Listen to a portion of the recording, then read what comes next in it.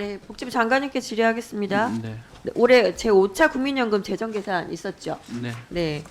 이 재정계산위원회는 지난 9월 1일에 공청회를 열어서 연금 보험료율 인상, 그리고 연금 지급 개시 역량을 상향하는 거, 그리고 기금 투자 수익률 제고하는 이 세 가지 방법을 가지고 변수들을 조합해서 18개 시나리오를 제시를 했습니다. 알고 계실 겁니다. 네.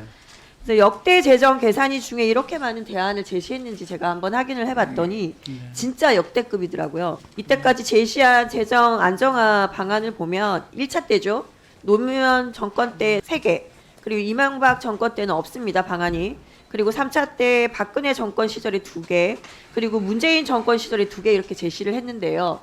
이번 5차 윤석열 정권 때는 무려 18개나 제시가 됐습니다. 장관님 뭐 지난 18년도에 제4차 재정계산 때 상황 설명을 보고 받으셨는지 모르겠습니다. 보고 받으셨습니까? 네. 네. 그때 제4차 재정계산 때에 재정계산위원회에서는 보험료는 인상하되 소득 대체율에 따라서 가, 나 이 2개의 안을 제시를 했고요. 이걸 가지고 정부가 국민연금 종합운영계획에 4가지 안을 제시를 했습니다. 네, 지금의 국민의힘이죠.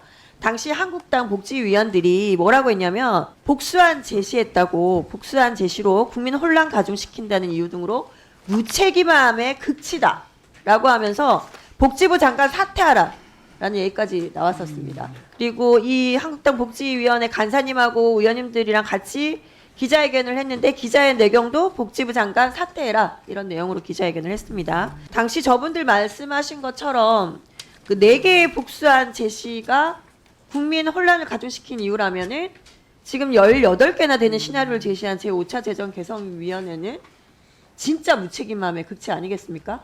장관님? 예. 네. 그래서 물론 이번 정부가 제5차 국민연금 종합운영계획을 아직 제출을 하지 않았기 때문에 뭐 이게 정확한 입장인지는 모르겠습니다만 윤석열 대통령이 지난해 5월이죠.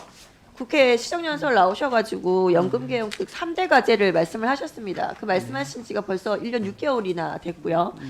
연금개혁과 관련해서는 지금 국회 연금특위가 돌아가는 것 외에는 아무것도 없습니다. 잘 아실 겁니다. 그리고 실제로 복지부 자료 제출한 자료를 보면은 대통령 취임 이후에 연금개혁에 대한 대통령의 지시사항도 하나도 없습니다. 한간에서는 이러니 말뿐인 연금개혁 아니냐라는 말이 나오죠. 그래서 제5차 국민연금 종합계획 이게 국민연금법 시행령에 따라 10월 말까지 제출하게 되어 있죠. 네. 네네. 그래서 지난번 연금개혁 복수안 제출에 대해서 무책임함의 극치다라고 말한 이 비판한 정권이 잡은 정부이지 않겠습니까? 그런 만큼 복지부 장관 사퇴하라는 얘기를 듣지 않으시려면 복수안 아니고 반드시 단일안으로 제출해야 할 겁니다.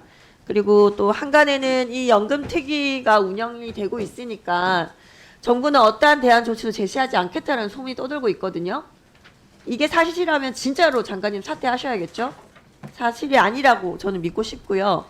이제 며칠 안 남았습니다. 제5차 국민연금 종합계획 발표할 거 어떻게 준비하고 계신지 말씀 짧게 좀 부탁드리겠습니다. 네. 그 자문위 그 보고서가 나오면 그걸 토대로 해서 그동안 논의됐던 내용, 그다음에 특위 때 논의했던 내용들을 합해 가지고 저희가 향후 기금 운영 계획을 내도록 하겠습니다. 방안 제시하실 거죠? 예, 그건 뭐 제가 지금 장담을 할 수는 없는 거고요. 이때까지 한 4번의 그 계획안이 낸 걸로 알고 있는데 그 중에 한 2번은 또 방향 제시한 것도 있고 뭐 이게 다양하다고 생각이 듭니다. 최대한 그 공약수를 맞춰 가지고 내도록 노력을 하겠습니다. 네, 뭐든지 좀 내시길 바라겠습니다.